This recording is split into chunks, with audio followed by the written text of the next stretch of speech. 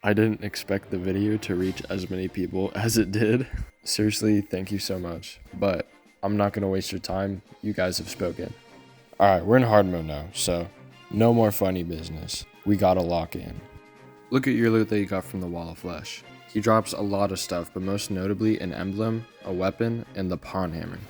Now since I'm putting you through a melee build, the breaker blade and the warrior emblem will probably be your best drops. But if you have the knight's edge, that'll be more than enough. A quick tip with emblems is that you can shimmer them to be different emblems. Hold on, I know what you're thinking.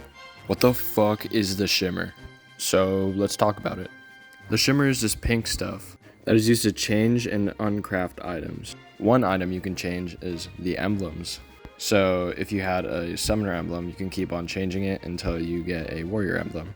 You can also get some permanent buffs from the shimmer, but I'm only going to be talking about 3, since they are the most relevant to you right now. You can get the ambrosia from shimmering any fruit, which increases your mining speed, the vital crystal, which increases your life regen by throwing in a life crystal, and an aegis fruit, which increases your defense after you throw in a life fruit, which we'll talk about later. Now, how do you find this shimmer?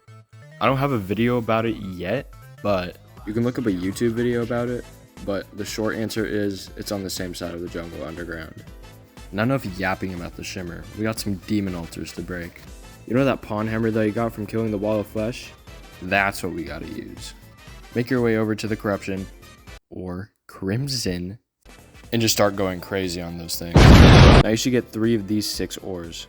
Cobalt or palladium for tier 1 ores, mithril or orichalcum for tier 2 ores, and titanium or adamantite for tier 3 ores. I haven't told you this, but if you haven't already, make the molten pickaxe, because that's where you're going to need to break tier 1 ores. Use your splunker potion and keep on trying to progress to the tier 3 ores. Now if at any point you don't know how to craft an item, you can go talk to the guide. He'll give you crafting recipes for items you input. Okay, now that you're done with mining, I swear it gets better. Hopefully you have full adamantite armor. You don't necessarily need to make the adamantite sword because the knight's edge is kind of the fucking goat. But now we're in phase 2 of pre-mech boss prep. Go to the underground corruption or the underground hollow. Whoa, what the fuck is the hollow? Well, if you haven't seen it already, it's the new biome that you get in hard mode. Anyway, it doesn't matter which one you go into first because you're gonna have to go to the other one anyway. Now, if you haven't noticed, there's new mobs and they're kind of powerful. At least for your stage of the game. What you need to do is farm Souls of Night in the underground corruption and Souls of Light in the underground hollow. What these do is that you can make keys of light and night. When you put one into a chest and close it, it spawns a biome mimic. They might be very scary for you to fight, but they drop really good loot. Most notably, the dataless stormbow from the hollowed mimic, and the dart rifle from the corruption mimic.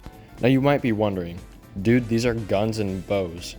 I thought you told me I was a melee build. To that I say, I did not tell you you can't use anything else. Anyway, go to the underground corruption to get some cursed flames, so you can make cursed darts. Then go farm some unicorns in the hollow so you can get holy arrows. Now you're all geared up to fight your first boss of hard mode, which is one of the mechs. Now if you haven't gotten a mech boss summon yet, I would make the mechanical worm. The mechanical worm summons the destroyer at night, and the destroyer is arguably one of the easiest mech bosses to fight. It doesn't really matter which mech boss you fight first because you're going to have to kill all 3 of them anyway. So just buff up and give it hell with all of your weapons. Another weapon that you can get that can help you is the Nimbus Rod. The Nimbus Rod drops some of these angry Nimbus clouds that spawn when it's raining. Now assuming you're not a thumbless toddler, you should be able to defeat the mech bosses. This is when the jungle grows restless. If you couldn't tell already, that means you're going to be in the jungle for a long time. The jungle is one of the hardest, if not the hardest biome to navigate in pre-hard mode, and it is no exception in hard mode. But too bad, you have to be in there anyway. But before you do that, you know that knight's edge that you got? You can make it even cooler. Just combine it with some of the souls you got from the mech bosses, and now your sword is officially even cooler. And if you haven't already, make some hollowed armor and a pickaxe axe. Now go hop your goofy ass into the jungle. Now that your goofy ass is in the jungle, you're going to be looking for 3 main things. One is life fruit. Life fruit increases your maximum HP by 5, and you can use up to 20 of them. Don't forget to shimmer one for extra defense. Next, you're going to be looking for chlorophyte. Chlorophyte is a strong ore that you can mine with your pickaxe axe. Finally, you're going to be looking for a Plantera bulb.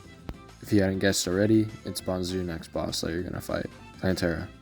Plantera is a pretty big boss with strange movement behavior. She also shoots a lot of projectiles, so making a big arena is necessary.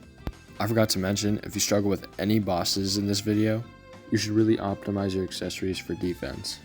Defense has a much larger impact than you think. If you don't believe me, watch Sorbet Cafe's video on it. He explains it better than I do. Anyway, now that you have full chlorophyte armor, some tools and weapons of your choice, 500 HP, and a big ass arena, you're ready to take on Plantera. Oh my god, I forgot about wings. Dude, I'm gonna be honest, you should have gotten wings a long time ago. You better watch this guide fully before you start playing. So to get some wings, you can go up to the sky and kill some silly dragons for some souls of flight. Combine that with 99 pixie dust and you got some fairy wings. Okay. Now break the Plantera bulb and defeat Plantera. After you beat Plantera, screams echo from the dungeon, which means post-Plantera dungeon mobs start spawning. There aren't too many things that you need to go to the dungeon for. Personally, I think a lot of the things there are optional, except Master Ninja Gear. It is very helpful. I'm not going to get too in-depth with Master Ninja Gear, or any accessories that I mentioned in this video for that matter. If you want me to make an accessory progression guide, then let me know in the comments. Okay, so now that Plantera is defeated, it's temple raiding time. If you haven't seen it already, there's a temple made out of orange bricks in the jungle. You should have got a key from defeating Plantera, so you can use that to open the locked door. Now that you're there, carefully navigate the temple. Once you get to the very bottom of the temple, I would hold off from spawning your next boss, which is Golem, and I would start trying to get a new kick-ass sword. Now if you looted some of the temple chests, you might have seen solar tablets or solar tablet fragments. That summons the solar eclipse. It's important because the solar eclipse has a mini boss called Mothron.